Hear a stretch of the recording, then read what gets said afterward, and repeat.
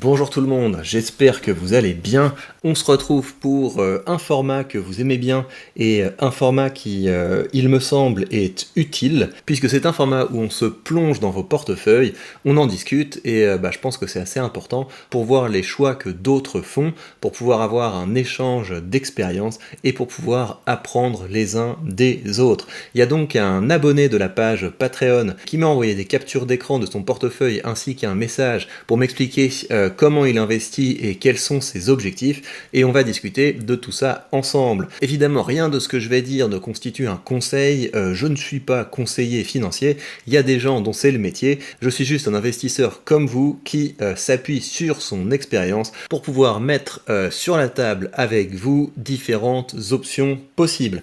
Alors, je vais commencer par vous lire le message qu'il m'a envoyé. J'ai 37 ans, début en bourse chaotique depuis 2019 en voulant faire du trading. J'ai cramé 2 comptes, un CTO et un compte crypto. Ouais, bon, alors ce qui est intéressant, c'est qu'on a le même âge, donc ça va être facile pour moi de pouvoir un petit peu me mettre dans tes chaussures. Alors par contre, j'aurais jamais fait ça, j'aurais jamais fait de trading et j'aurais jamais acheté de crypto. Enfin voilà, ça c'est quelque chose, j'en ai déjà parlé, chacun fait ce qu'il veut, mais pour moi, l'investissement, c'est vraiment quelque chose sur lequel j'ai envie de me reposer tranquillou. C'est pas quelque chose sur lequel je compte pour devenir riche rapidement. Je ne pense pas qu'on puisse devenir riche rapidement en bourse.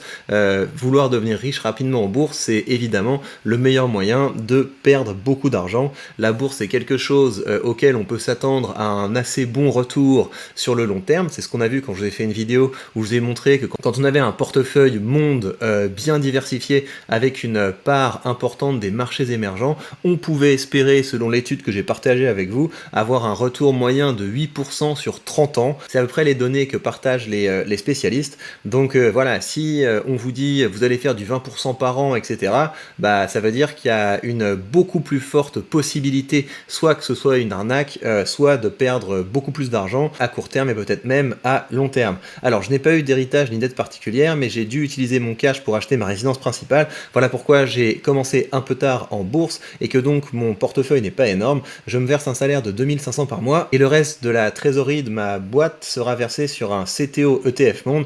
Ça déjà c'est bien, c'est vraiment ce dont on parle, et si tu as la possibilité comme ça de mettre un flux de cash régulier sur un ETF Monde, là au moins t'es tranquille. J'ai un peu d'immobilier, la résidence principale est un appart en location, mais je préfère clairement l'investissement en bourse. Ouais, c'est pas mal l'investissement en bourse parce que tu peux espérer avoir le rendement sans les soucis, mais voilà, il faut le faire bien, parce que si on fait des choses trop compliquées, au bout d'un moment, ça peut aussi devenir une sacrée prise de tête, la bourse, et c'est pour ça que souvent, la voie la plus facile est souvent la meilleure voie. Ça, c'est vraiment quelque chose, hein, je continuerai de le rappeler encore et encore.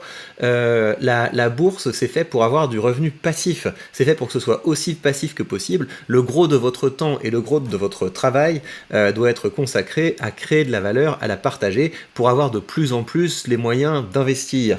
Alors qu'est-ce que tu me dis? J'ai pour objectif de me verser une rente à ma retraite, en espérant qu'elle soit plus tôt que 62 ans, de 2500 € par mois avec les dividendes, d'accord?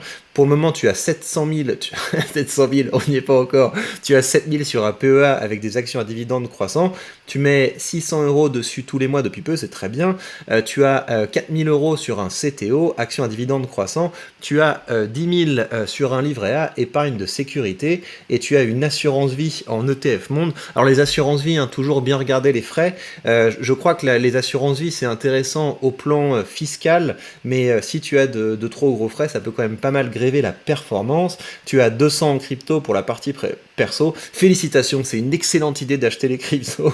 Donc ça t'a pas suffi de cramer un compte crypto, mais bon, bref, c'est pas grave, vous faites ce que vous voulez. Pour la partie pro, tu as 11 500 sur un PER perso et pro ETF Monde, et tu mets 100 € par mois sur le PER pro et 300 € par mois sur le CTO de ta société. Tu viens juste de l'ouvrir, d'accord.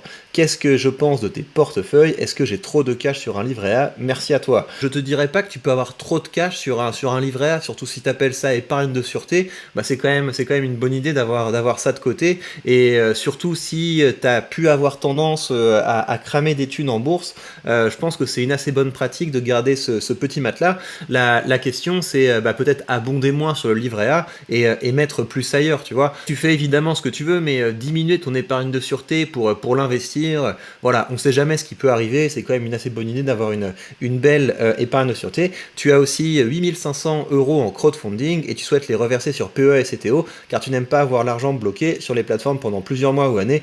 Ouais, c'est vrai que c'est pas toujours très liquide le crowdfunding et non seulement tu peux avoir les fonds bloqués, mais tu peux avoir aussi les fonds qui sont juste pas récupérables. Après voilà, la question c'est toujours bah, en pourcentage de l'argent que tu as, est-ce que c'est pas une somme trop importante, etc.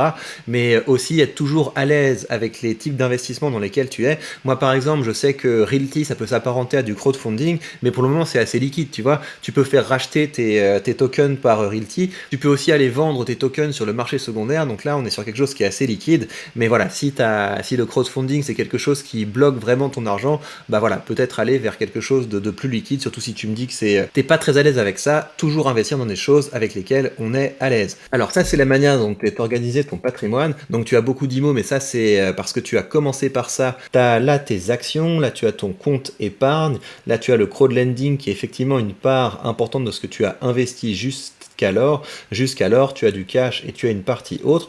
Honnêtement, ça me paraît, ça me paraît pas délirant, hein. C'est normal d'avoir une grosse partie d'IMO si on a commencé par ça. C'est une bonne idée d'avoir une grande partie en ETF. Ça me choque pas du tout d'avoir de l'argent sur un compte épargne. Peut-être abonder un petit peu moins là-dedans si tu as envie d'être plus exposé au marché action. Et pour ton enveloppe action, on va voir ce que ça donne. Donc tu m'as dit que tu avais un compte titre avec des actions orientées dividendes. Bon, c'est très bien tout ça. Kimberly-Clark, Life Storage. Tiens, celle-là, je la connais pas, c'est drôle. Chevron, United Parcel, ok, Microsoft, Home Depot, Coca-Cola, Procter Gamble. Bah oui, c'est bien. Là, t'as un très beau portefeuille très classique d'actions à dividendes. Donc ça, sur le long terme, ça me semble tout à fait raisonnable. Et donc ça, c'est ton portefeuille d'actions. Et donc on a quand même les boîtes classiques du CAC 40. Bah oui, c'est très bien. Si je devais faire un retour plus général, moi je dirais deux choses. Peut-être que c'est un peu trop compliqué, tu vois. Après, la manière dont tu le décris, tu vois, c'est quand même assez clair. T'as une partie de ton cash que tu investis avec ton entreprise, une partie de ton cash que tu investis par toi-même, mais ça fait quand même pas mal de portefeuilles à surveiller et ça fait aussi pas mal d'entreprises à surveiller. Voir si t'as pas envie que tes comptes titres deviennent aussi des comptes dans lesquels tu investis dans les ETF. En gros, la question, c'est est-ce que ça te passionne? Si l'investissement te passionne, bah pourquoi pas. Mais là, tu vois, ça fait quand même beaucoup de lignes, ça fait quand même beaucoup d'histoires à surveiller. Ça fait quand même beaucoup d'actions à surveiller. Donc voilà, demande-toi si t'as pas un niveau de complexité qui est trop important. Et l'autre chose, c'est au niveau de tes objectifs d'investissement, au regard des chiffres que tu m'as donnés et ton objectif de te verser une rente en dividende de 2 500 € par mois, si on imagine, hein, si on part sur cette hypothèse que les marchés vont retourner quelque chose comme 8% par an en moyenne, en gros, quand tu utilises une calculette à intérêt composé, ça nous dit que tu vas devoir investir 900 € par mois pour atteindre ton objectif vers 60 ans. Ça suppose que les marchés financiers continuent d'avoir le même rendement, etc. Enfin voilà. Et donc prends bien en compte que ton objectif de te verser 2 500 € par mois, ça suppose d'être capable d'investir en bourse 900 balles par mois. Et imaginons que tu veuilles avoir un objectif de retraite plus tôt que ça. Si par exemple tu avais envie de prendre ta retraite à 50 ans, il faudrait investir quelque chose comme 1 500 € par mois. Donc c'est toujours important de faire les petits calculs là en allant sur des... Tu vois, tu vas trouver plein de calculettes à intérêt composé. Il y a un truc qui, je crois, s'appelle MoneyChimp. Je crois qu'il y en a une autre qui s'appelle MarketBeat. Enfin, c'est assez facile de trouver des calculettes à intérêt composé.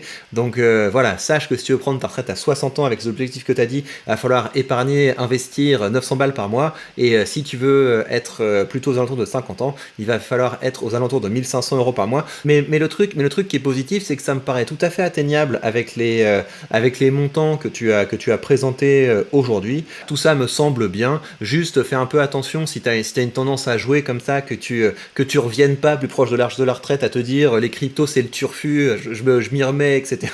Et tu recrabes un truc. Là, la manière dont tu investis me paraît tout à fait raisonnable, si ce n'est que c'est peut-être un petit peu trop complexe, donc regarde si tu as vraiment la passion nécessaire à surveiller tout ça. Et bien voilà pour ce retour. Moi, si vous voulez, le portefeuille a l'air complexe, mais en vrai, c'est hyper simple la manière dont je le gère. Je mets une cartouche par mois, soit je la mets dans une des entreprises que je juge intéressante pour pouvoir la renforcer, soit, et ça c'est ce qui arrive le plus souvent, je vais renforcer ma position dans un de mes ETF, et comme ça, je sais que ce portefeuille va m'emmener tranquillement vers une belle rente pour la retraite. Et je vous rappelle évidemment que si vous voulez commencer à investir, vous avez sous cette vidéo le lien vers mon courtier, et grâce à ce lien, vous bénéficiez de 100 € de frais de courtage remboursés, ce qui vous permet d'ouvrir vos premières positions de façon indolore. Et si vous voulez poursuivre la discussion autour de vos investissements, si vous voulez participer au FAQ, si vous voulez accéder à ma web-série Entreprendre en France, où je partage épisode après épisode la création de mon entreprise en France,